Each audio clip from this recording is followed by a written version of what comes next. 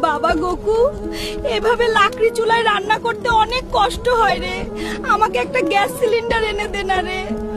ঠিক আছে মা, আমি আজকেই তোমার জন্য গ্যাস সিলিন্ডার নিয়ে আসব, আর তোমাকে কষ্ট করতে হবে না।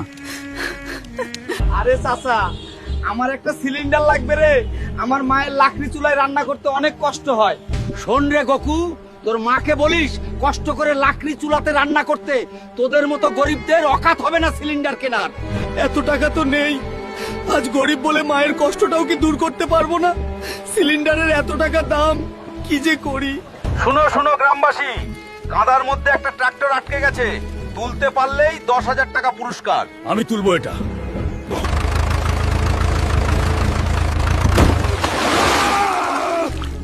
বন্ধুরা, অনেক শক্তির প্রয়োজন। তোমরা মাকে ভালোবেসে থাকলে জলদি লাইক কমেন্ট করে শক্তি বাড়িয়ে দাও আমার।